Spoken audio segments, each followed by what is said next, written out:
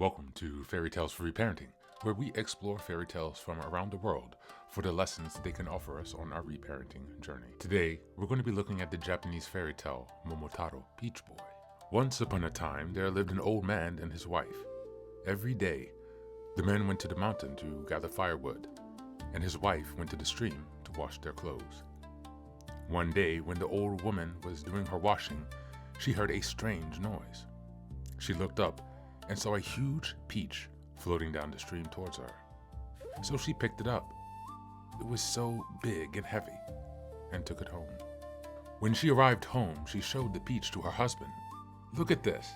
I found it in the stream today. Shall we cut it and eat it?" Just as she was about to cut the peach, it suddenly split in two, and a baby boy jumped out. They were so surprised, but also very happy, because they had no children of their own. They named this boy Momotarō, which means Peach Boy. Very soon, Momotarō grew up and became strong and very kind.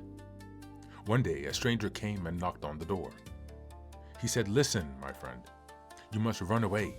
Run away as quickly as you can, for monsters called Oni are coming. They come from the terrible Oni Island." Momotarō had heard about the Oni. They often came to the village, scaring the people and stealing the treasures. So Momotarō, who was kind and brave, said to his parents, "Father, Mother, I must go to Oni Island to fight the Oni and to bring back the treasures to our village." His parents were so deeply worried, but they knew that Momotarō had made up his mind. So his father gave him a sword, and his mother made special rice cakes called kibidango, dragon balls, for him to eat. These contained the power of the dragon and would make him strong. Momotarō set off on a long journey to the Oni Island.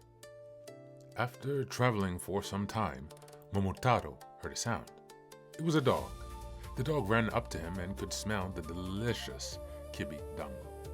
And so he asked Momotarō, "Momotaro-san, Momotaro-san, would you give me a tasty dragon ball?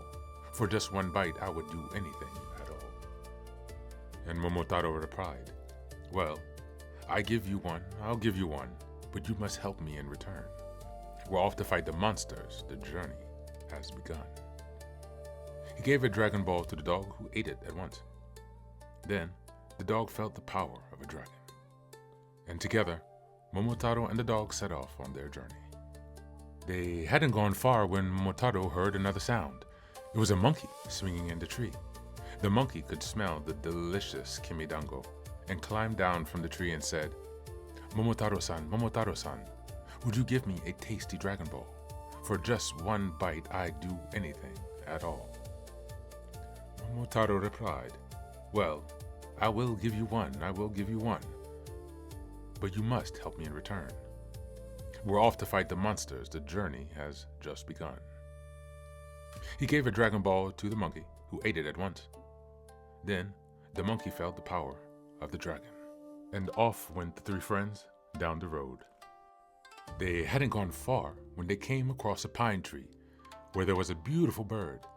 It was a pheasant. The bird could smell the delicious kibidango, and down she flew.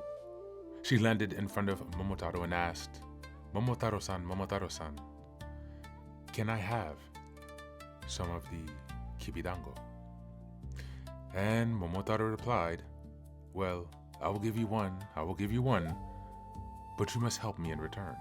We're off to fight the monsters. Our journey has just begun." He gave the dragon ball to the pheasant, who ate it. And then the pheasant felt the power of the dragon.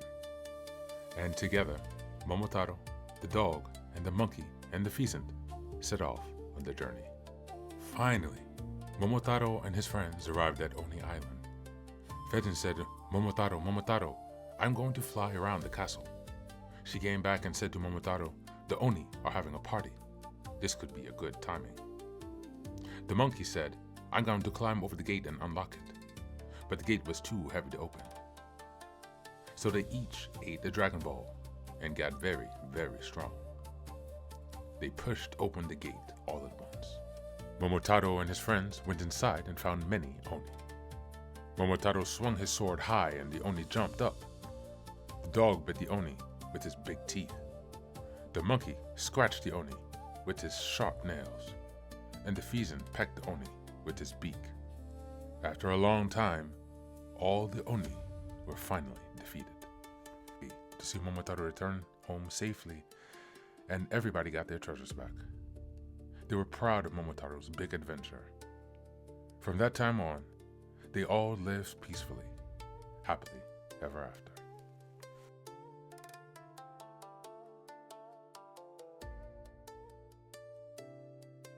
Momotarō, or Peach Boy, is one of Japan's most iconic folktales, a story about a boy born from a giant peach who grows into a brave, kind hero. Determined to protect his village, he sets out on a journey to defeat the Oni, dangerous demons who have been terrorizing the land. Along the way, he forms an unlikely alliance and discovers the true strength is not just about power, but about courage, purpose, and the people you choose to stand beside. As we take a look at the themes and lessons, you can create purpose even if you are unexpected or unwanted. Momotarō isn't born into a role, he chose one. Loving support fuels growth, but doesn't replace your responsibility.